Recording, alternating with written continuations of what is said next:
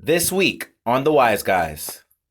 We have robots that can perform surgery. I wouldn't go that far, man. I wouldn't go that far. It's absolutely. I get if I get into a car accident, the ambulance is gonna come out. Robot's gonna come out of the ambulance. my brother, I guarantee it. Get out of here, boss. Yo, who made this? 40 years from now, robots. My brother, They're gonna come out of the ambulance and I'm not saying. As we speak right now, there's robots performing surgery, and the results are that the healing time is speeding up, right? The healing time is speeding up because the robot can make a smaller incision and it's much more precise. So we can't say that a doctor's hand is more steady than a robot's hand. Secondly, I mean, if 20 years ago somebody. Yo, what's up, everybody? This is Kevin Unglad, and you are now tuning in to the Wise Guys podcast, brought to you by Flowered Concrete. Check it out. Yo, what's going on? This is your boy, Kevin Unglad. And this is Mark Pruden. And we are the Wise Guys podcast, back again for another week. All right, ladies and gents, before we get into it, I would just like to say that we are once again talking about, my favorite subject, and also Mark's favorite subject, but for different reasons. We're talking about college this week. All right, Mark, bro, before we get right into it, how are you doing, man? How's everything going? Everything's been great, man. I'm looking at Philadelphia as a, investment opportunity. There's a lot of good real estate out there. Yeah, definitely. No, I agree. I have my uncle, his kids, and my cousin. She recently just had a baby. They live out there in Philly, so shout out to Philly for sure. Oh wow, okay. Yeah. Sounds good. Yeah, I'm always there, back and forth from time to time. But ladies and gents, today's episode, all right. Today's episode is episode number 19, which is called "Is College Worth It?" All right. Again, episode 19 is college worth it. And before we get started, Mark, we have a very special guest coming on the show, right? Absolutely. Definitely. This next guest that we have out there, wise gals of the Wise Guys community, is a very, very special friend of mine. So we went to college together. We went to Brooklyn College in New York. Shout out to Brooklyn College. All right, I'm going to let him tell his story, but man, he's a really, really great guy. Really appreciate him. But I want him to kind of come on and get himself on and kind of acclimate us to the show, get himself acclimated to the show. My boy, Jonathan Nicolas. Yo, what's going on, bro? Hey, what's going on, Kev? What's going on, Mark? Appreciate y'all having me. No, for sure. John, if you don't mind, could you please give a 30-second elevator pitch synopsis of who you are, what you do, and all that jazz? My name is Jonathan Nicolas. I'm from Brooklyn, New York. Currently living in the DMV area. Moved out there 2 years after I got married. Also a father. I have a 1-year-old, Jacob Nicolas, who just started walking 2 days ago. So we're now trying to child-proof the house and make sure you don't walk off the stairs and all that. You know what I'm saying? Right. Right. I'm also currently as a school counselor for Prince George's public schools. Okay. Shout out to Maryland. Shout out to Maryland. Nice. Let's go Ravens. Hey, that's what's up. How's fatherhood changed you, man? Before we get started, how's fatherhood changed you as a person? Fatherhood is amazing. It's literally like watching another version of you growing up. And it's just, my mom was looking at him today and she was like, oh my God, he's doing the same thing to you.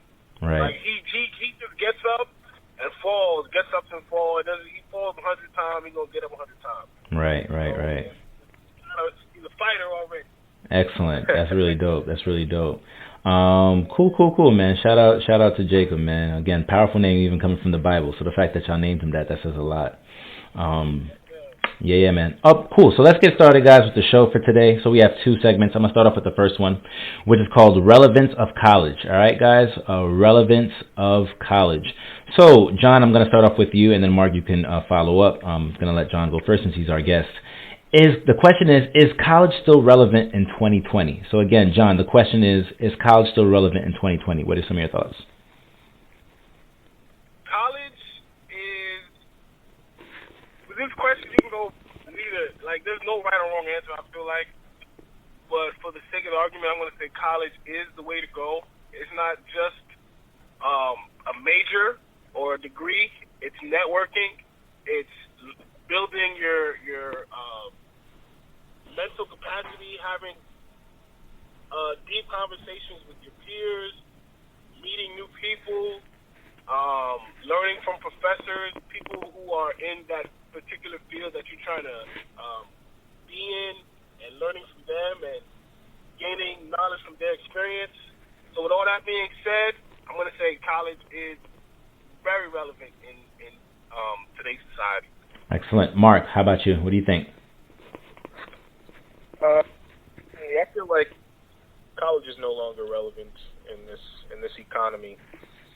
I say that because college was relevant roughly 30 to 40 years ago because the bachelor's degree was not as prevalent as it is now. So very, very few people had bachelor's degrees, so people that did have them were seen as valuable in the workplace. Mm-hmm. But right now, there's an influx of bachelor's degrees. The market's completely flooded. Everybody and their mother has a bachelor's degree, so the value has come down significantly. Mm-hmm. You have people with bachelor's degrees and master's degrees working jobs that you can get straight out of high school. Mm-hmm. And they're doing that based off of necessity, based off of survival, They didn't go to college to work at Macy's. Right. They went to college to get a nice position that paid well. So I'd say it's no longer relevant.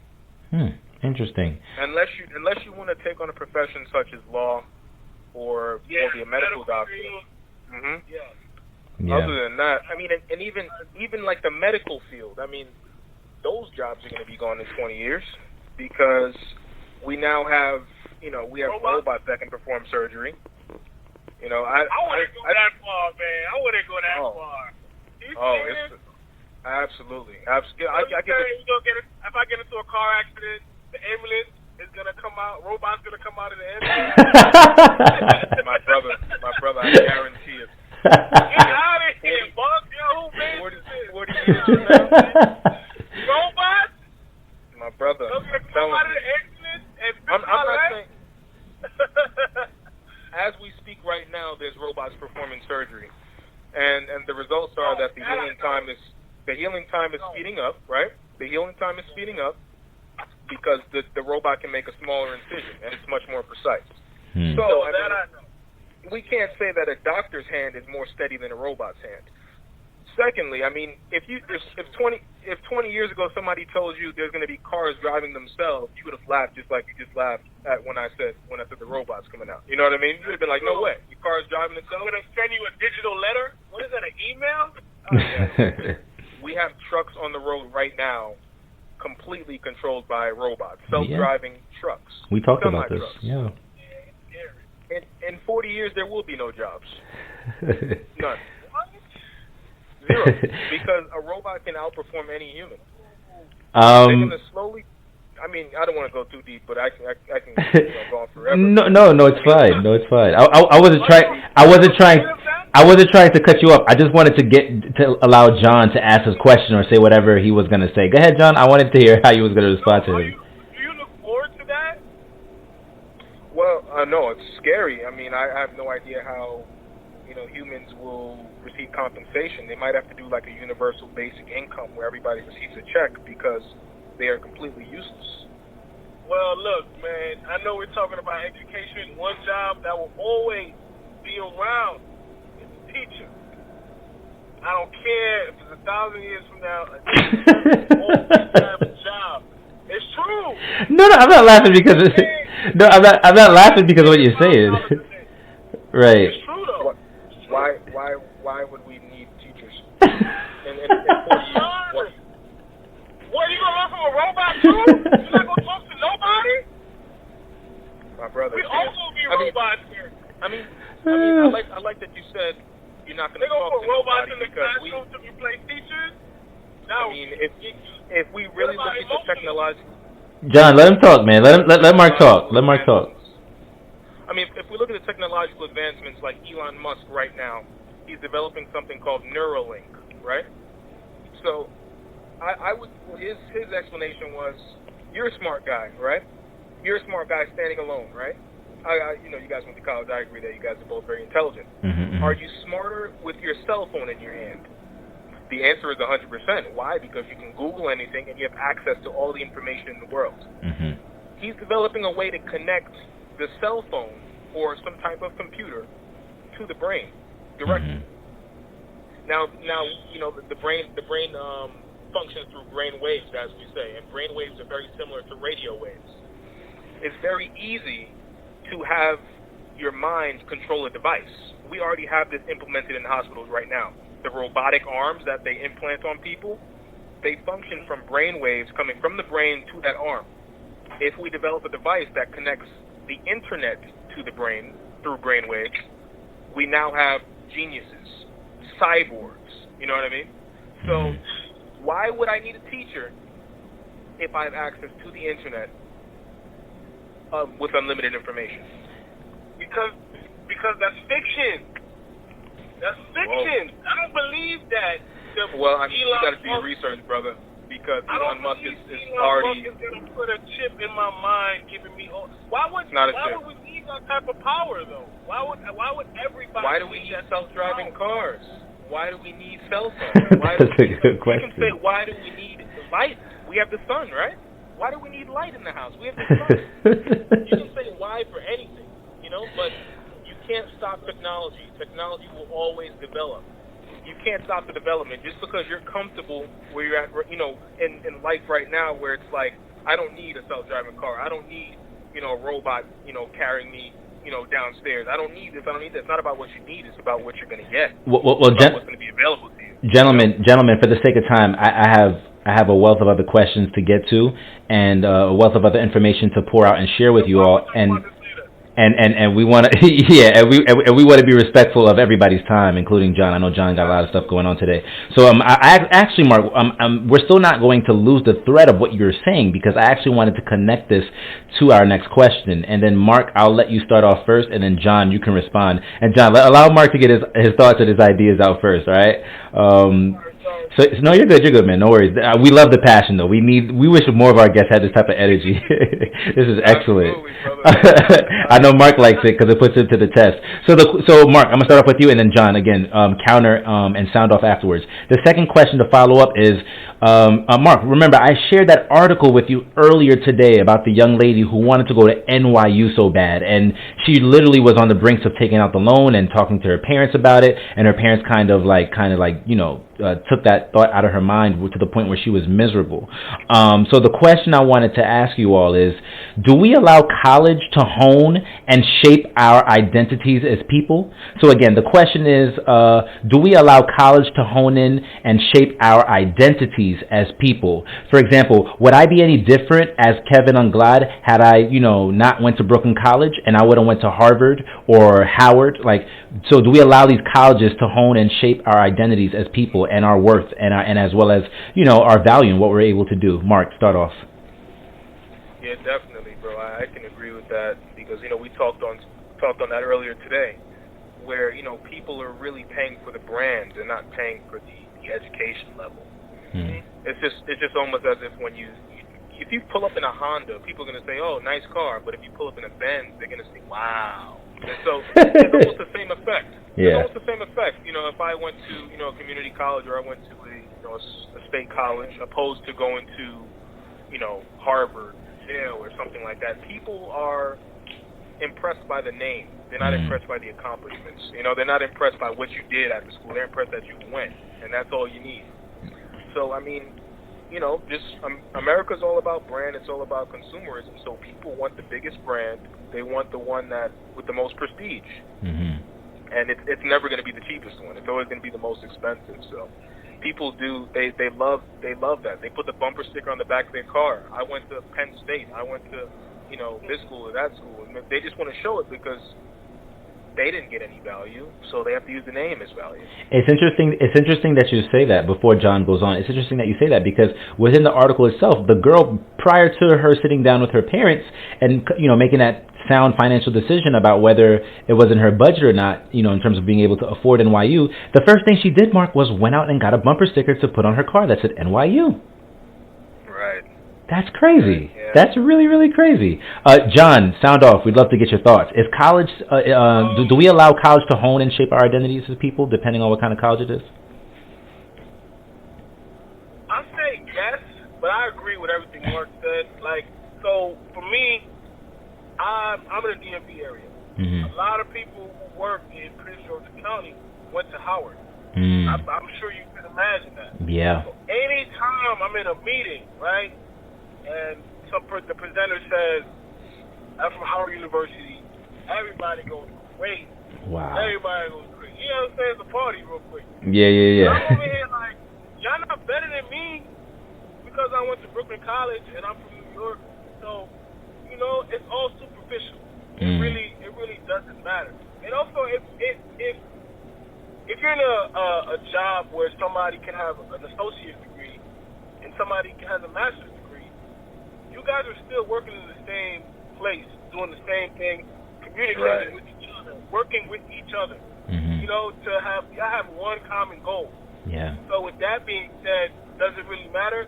And bringing it to another level, I remember we had this conversation at Brooklyn College. Mm-hmm. Right? Brooklyn College is a public school. Yeah. Right? Mm-hmm. I went to public school for high school. Mm-hmm. Right? This girl sitting right next to me in Brooklyn College went to Catholic school, $20,000 a year. Wow. Right? For high school, got her high school diploma or whatever. But we sitting next to each other in the same class in Brooklyn College, paying the same tuition.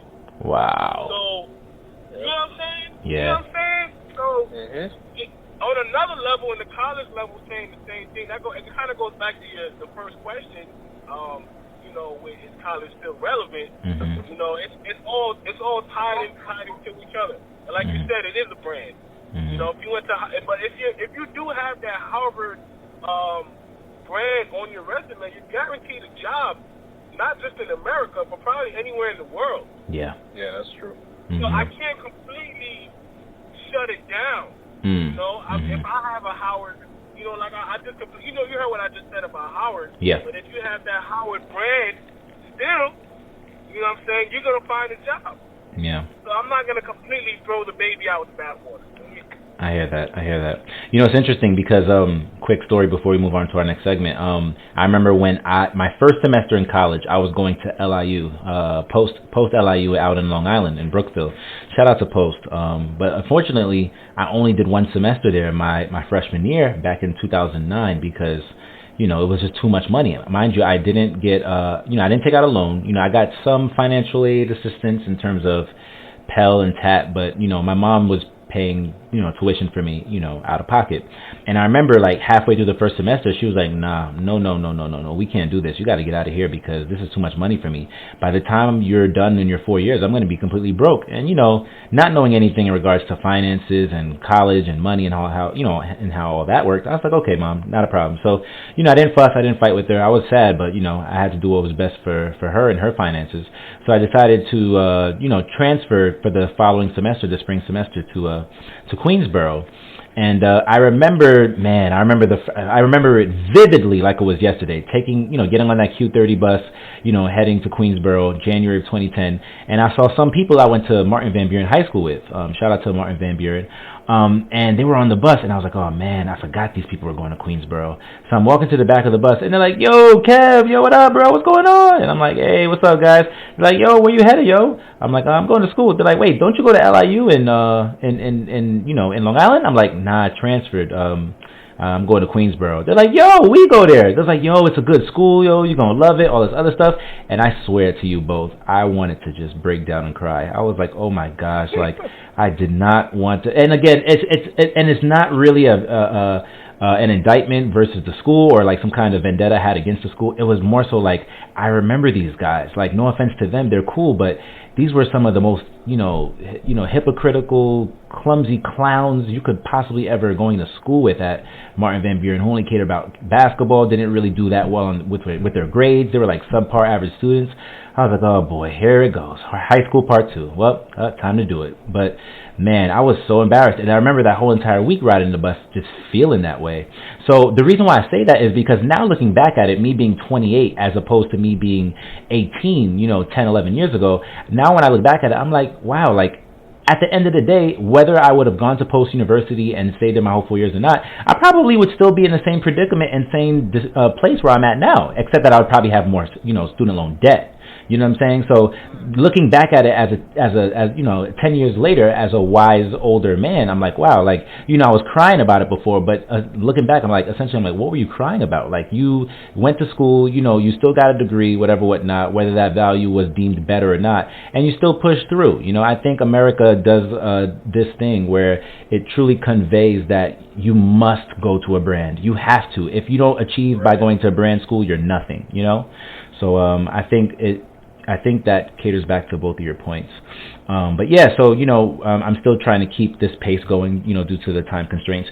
So we're moving towards our second topic of the day and our second segment of the day, all right? Which is life after college. Was it worth it? Again, life after college. Was it worth it? John, you there, bro? Yeah. Okay, I'm gonna start off with you if you don't mind. Mark, please be sure to listen to this quote too. All right. So I pulled a couple of quotes from Fast Company. I want you guys to kind of pitch in on this. John, I'm gonna start off with you, but check this out, guys. So Fast Company in an article says from childhood, black girls and boys are told by their parents that they have to work twice as hard and be twice as good in order to get the same opportunities as their white peers. Once they enter the real world, they learn that twice as good isn't okay, that they really have to be extraordinary. And then in a 2014 report from the Center of Economic and Policy Research, it found that 55.9% of employed black recent college graduates were working in an occupation that did not require a 4-year college degree, compared with 45% of all recent college graduates. Black graduates are also more likely to be underemployed than all graduates across all age levels and across many fields. So, John, I read those quotes to kind of, bring in the second topic. Life after college, was it worth it? Is it worth it for African Americans in this country?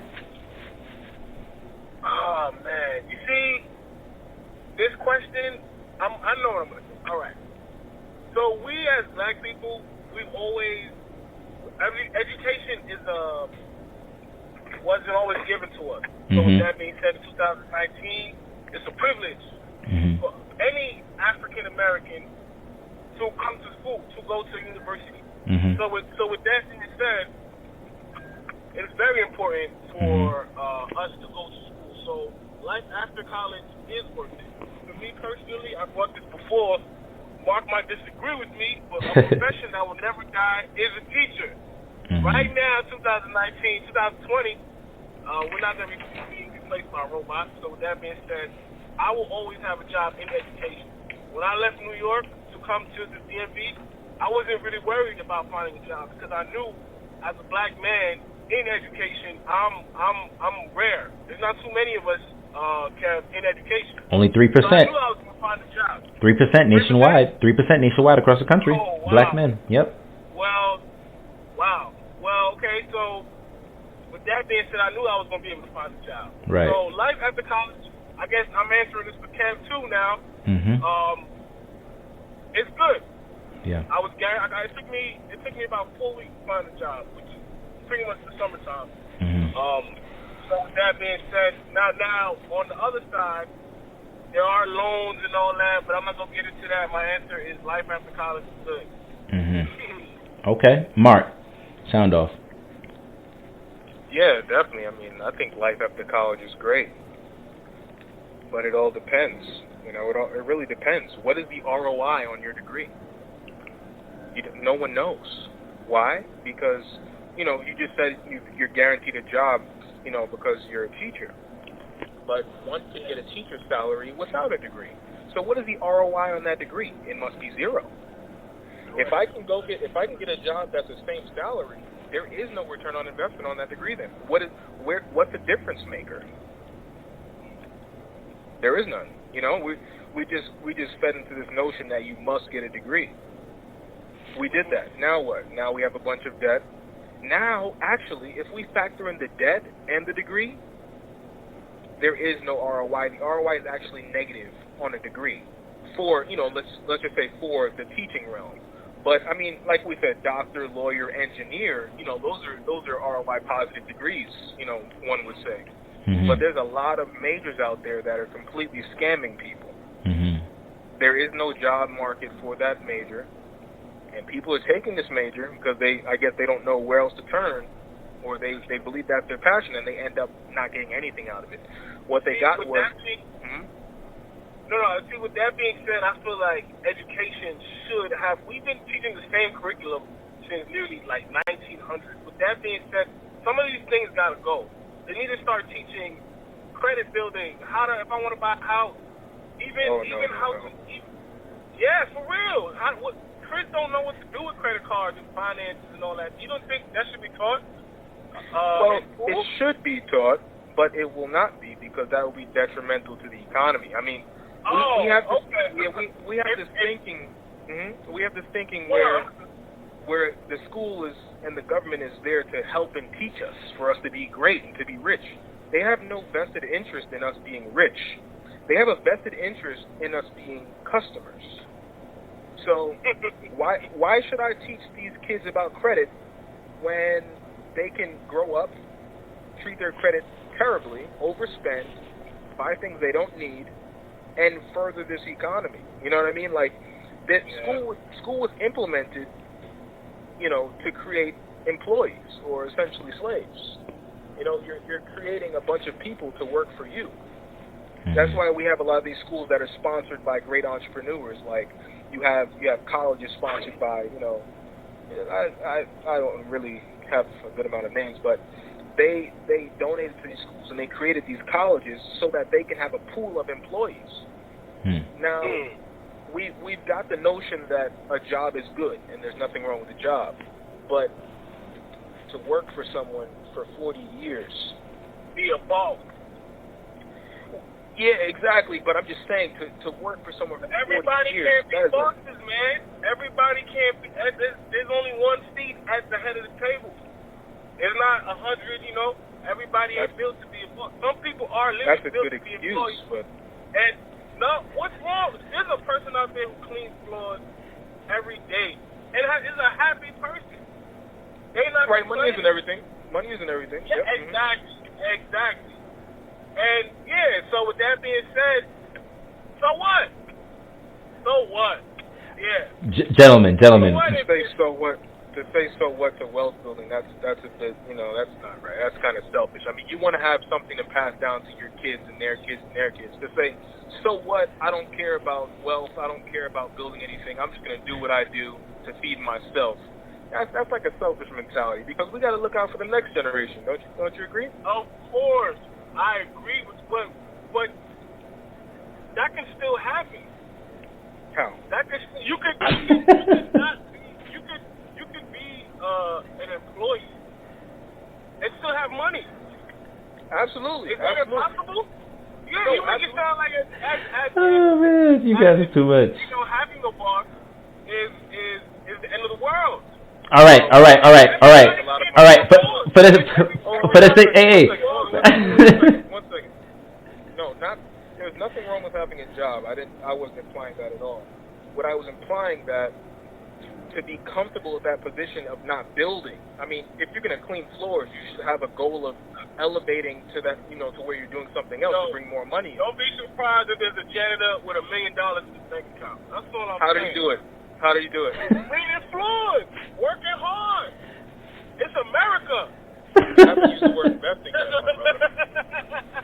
You haven't used the word investing yet. I know it's unlikely. Hey. I'm not going to be a millionaire. All right, go ahead. All right, Mark, go ahead. Hold on. All right. Hold on, Kevin. Okay. Here's the reason why just working is detrimental. Because you only have a certain amount of hours in your life. Your time is limited. People gotta eat. I don't think you're okay. I feel you. You got it. But people gotta eat. Yeah. Hold on, guys. Hold on. You're gonna have to. No. Listen. Moderator talking here. Moderator. All right. Listen. No, this is great. I love it. This is the first time we've had this dynamic on the show. John, you are a very, very, very excellent guest, man. Excellent. Look. I want to throw this in there. I want to throw this in there because I'm trying to be respectful of everyone's time, and I know that our time is limited. So I wasn't trying to be rude or disrespectful, but I wanted to throw this in there. From the same article, and Jonathan, I'll let you sound off first, and Mark, you can respond. From the same article, a lady by the name of Morgan Jenkins, all right? Morgan Jenkins, an African-American woman, all right, a black lady. She was an Ivy League grad and became a journalist, but she recently shared her job search struggles on a Twitter thread. She recently tweeted, gentlemen, "After I graduated college, that year was probably the worst year of my life. I felt like giving up writing every single day. I couldn't have quote-unquote potential or be quote-unquote good.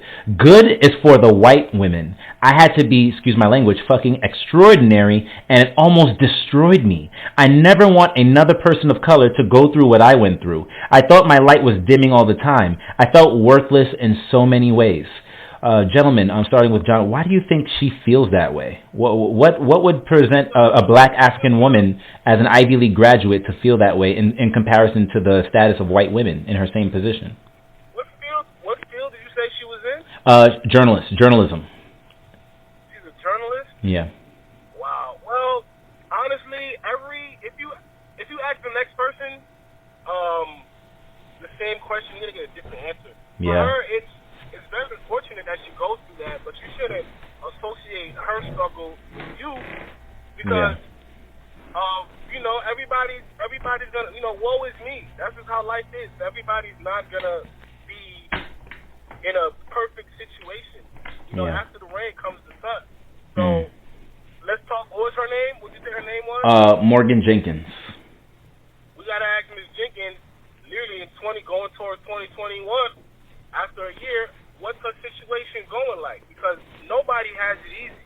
Mm-hmm. Nobody has it easy. Life isn't easy. Mm-hmm. Whether you're the boss or whether you're the employee, you're gonna go through tribulations. Yeah. And this is how you come out. That's what's gonna happen. Mm-hmm. And I can tell she's a nice person because she says she hopes that nobody goes through what she's going to go through. Right. That's not reality. Mm-hmm. That's not reality. And that's your reality. Mm-hmm. And I'm not in journalism or anything, but hopefully, for her sake, it pans out for her all right.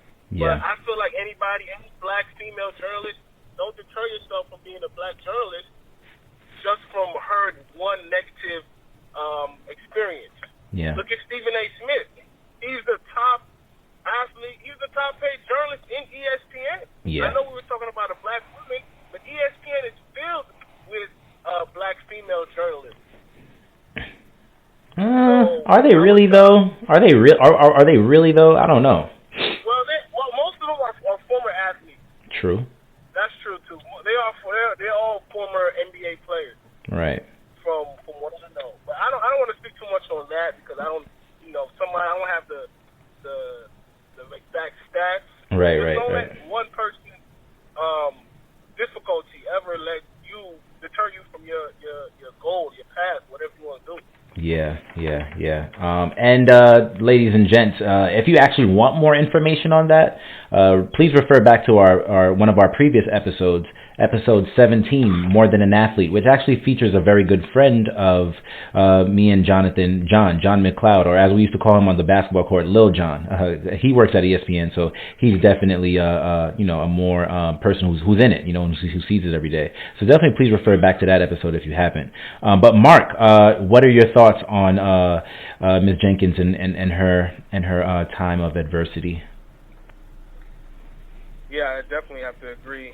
I have to agree with the previous statement because, that's life. It's the journey to success is going to be rough. You have to just push through it, persevere. It's not going to come easy. Yeah. But I feel like we're kind of raised in a way where we think that once we get the degree, it's just going to be handed to us. Like, okay, we got it. Now I'm just going to walk right into a job. So she really had the wrong mindset with it, and it could have been her family that kind of gave her that idea because we all got that. Go to college, get a job. They always say go to college, get a job as if that's the easiest part. Mm-hmm. But that's actually the hardest part. You have to show your worth. You have to show your value. We brought up Stephen A. Smith, but he brings personality with it. Maybe she, I don't know her, but maybe that wasn't the feel for her. I don't know. Right. There's a lot of things that go into it. Yeah, for sure. That doesn't appear on the resume. And sometimes people who actually major in their degrees don't go with what their degree is. Yeah. Right. That could, awakening right there. Maybe journalism necessarily isn't for me. I don't have whatever, the personality, the whatever, blah, blah, blah. So, Yeah, no, for sure. That sounds real good. Yep. All right, gentlemen, so we're moving forward. We're going to get to our final segment, Word to the Wise, in a second, but I have another question and a couple of quotes to share with you. So these stats actually come from The Atlantic, okay? So follow me closely. Mark, I'm going to have you sound off first for this one. In 2013, the share of all college-educated Asian Americans who were unemployed roughly equaled the proportion of whites, right? So 3.6%. All Hispanic college graduates faced a 5% unemployment rate, more than whites, but a little bit less than African Americans, thus showing that African Americans were at the bottom of the barrel in terms of unemployment, or at least at the top of in terms of unemployment. Excuse me.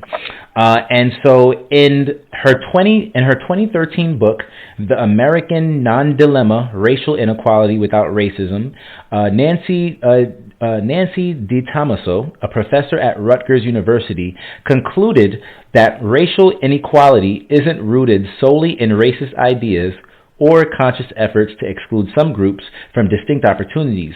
Instead, she argued that informal networks, here we go, the key word here is informal, right? Informal networks allow whites who still hold most of the decision-making positions in the private economy to hoard and distribute advantage among their family and friends who tend to be mostly white.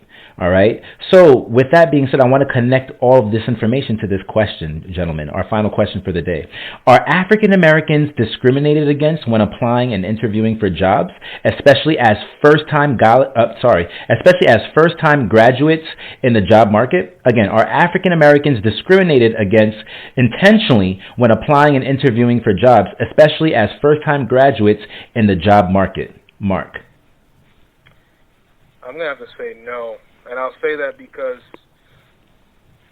like you just said, even before you finished your statement, I was thinking we don't have the network, we don't have the structure, like the family structure in place to where we know people in these high positions to help us get these jobs. Mm-hmm. It's like we say, it's all in who you know. Yeah. And if you know someone in a high position, they're gonna guarantee or they're gonna do their best to get you that job, and us as black people don't have many of those connections. Yeah. I'm not going to blame that on any one thing, but let's just say some people don't have to network as hard as we do because daddy knows someone. Yeah. I'm not going to use that as an excuse, but, we have to try a lot harder when it comes to networking and showing our worth to people so that we make these friends and then connections to get these higher jobs. So it's a tough one. It really is, because it's just that we have to work a little harder, to build that network that we weren't born into. Yeah. So that's pretty much that's what I have to say on that one. John.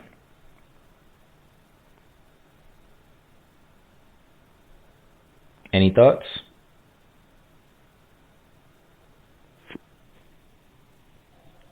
Hey, John, you there? Any thoughts on that? I agree with him. It's nepotism is who you know, not what you do. Like for all, but yeah, I agree with him. But at the same time, I can't answer that question as an African American, because how would I know if I'm being shut out? Because I just received a no. You gotta ask that question. Are y'all shutting us out? Straight up. That's a great perspective. I would agree with Mark. No, I said that's a great perspective. That's a great lens. We don't hold those the gates. How would we really know? Yeah. That's very true. And even if they hired the white guy over us, all they're gonna say is he had the credentials. He had the credentials. There's something on your resume that we didn't like. They're gonna justify it legally. Yeah. And not blame it on race, because it's 2020. Right. We can't say we don't hire blacks. We can't say that anymore. Right. You know what's interesting? We're just gonna say. Yeah, I'm listening. No, I was just gonna say, what's interesting, because I remember when I was, after I graduated from Brooklyn College in January of 2014, I remember, looking like, eventually I started working at Queensborough as a college assistant, but I remember I wanted to break into my field, which was publishing. And for years I was trying to get into publishing, and I just couldn't understand as to why I wasn't being hired. I was like, man, is this discrimination against me because of my race? Like, are there not black people who work in publishing? Even though I knew that there were, it just wasn't a really large number. And then so from there I started applying to all different types of media conglomerates like Complex Media and NBC and ESPN, all of these different places, because I was like, man, well, if I can't work as in publishing as an editorial assistant, maybe I can get a job as a production assistant or something of that sort. And it just wasn't happening. So it was definitely something for me that I found to be very stressful. But who am I to say that, right? Whether it's Mark, whether it's John, whether it's myself, who are we to say, oh, like, we know exactly as to why we're not getting these jobs, So wise community out there, if you have any questions or you'd like to have a refuting in terms of what we just said, please be sure to let us know, and let us know what your thoughts and what your stories is. I think this was really, really important. And last but not least, we're going to close out the show in our final 4 or 5 minutes here with John.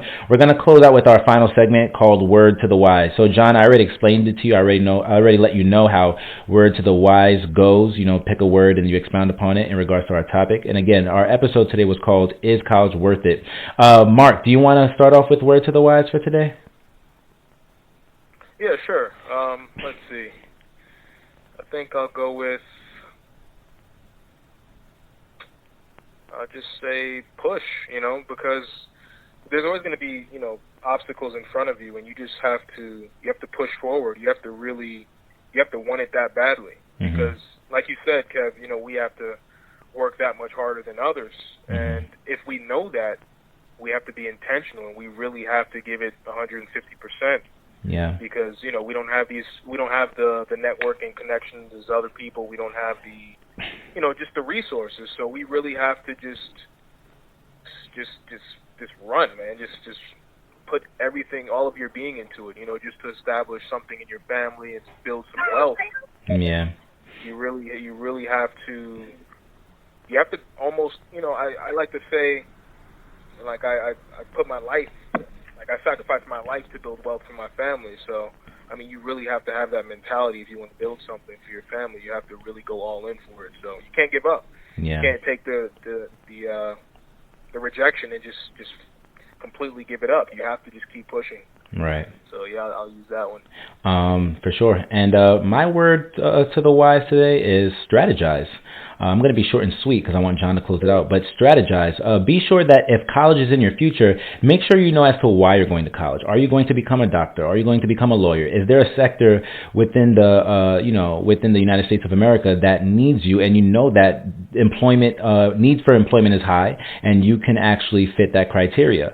And also purpose too. I think purpose aligns within a lot, So make sure you plan. Make sure by the time you're 16, 17, you start researching colleges and researching which major is for you and what should be for you, and just strategize. And make sure, and when I say strategize, I don't mean following through to get to college. I mean in college as well. Make sure that you're connected to people. Make sure you're meeting people. Make sure you're not just studying all night and not getting a chance to know anyone, because you never know, who those game changers and game shakers, who they will become later in the world, if you don't, reach out and connect. Because by the time you all graduate, 10, 15, 20 years down the line, that person that was a fellow undergrad with you can just as well be a connection that can help you start your next company, or help you start, your next nonprofit, or help you start the next scholarship or foundation or something of the sort. So strategize would be my word. And John, what's your word to the wise today to close out? I got a big word for y'all. What's up? The word, I kind of said it before, the word is nepotism. The practice among those with power or influence of favoring relatives or friends, especially by giving them jobs. The quote that goes along with this is who you know, not what you do. So with that being said, if you're sitting in your basement all day trying to get a job, you're not going to find one because nobody knows you. You got to network. You got to talk to somebody, and you're going to need help. Somebody got to reach their arm out and pull you up. Yeah. If you ask anybody in any high position, somebody has to reach down and pull them up. So if you're just sitting around twiddling your thumbs, you got to talk to people. somebody has to see something in you, and pull you up, because you can't do it on your own. Absolutely. Well, Jonathan, man, we really appreciate you for coming onto the show today, man. Seriously, it was really, really fun. Thank you for having me, man. Nah, man, for sure. It was definitely a wild ride, but I enjoyed it, man. The back and forth, it was really good between you two. I kind of felt as if I was watching Stephen A. Smith and Skip Bayless go at it in real time. It was really cool. Not me. John, before we let you go, could you please let the WISE community know out there where they could find you online through social media or anywhere else, so they could ask you a question and kind of get to know you? My Instagram is jnice913, JAYNYCE 913, nice with a Y. I'm also a musician. You're gonna see some of my videos playing piano, a keyboard player. Holla at me. For sure. And my favorite vid, man, was when you had little Jacob there and you was playing for him, man, on the gram a while back, man. So cute. My biggest fan. That's beautiful. Such a precious moment. So, ladies and gents, that's our show for today. Okay, please be sure to follow the Wise Guys podcast online if you haven't been following already. All right, on Instagram we're Wise Guys NYC. On Twitter, Wise Guys NYC as well. On Facebook we're The Wise Guys NYC. All right, and we're currently streaming on all available streaming platforms: Apple, all right, iTunes, YouTube, Stitcher Radio, SoundCloud, wherever podcast, can be found. All right. So as we said at the top of the show, all right, this is your boy Kevin Anglad, and this is Mark Pruden, and we are joined by our very special guest,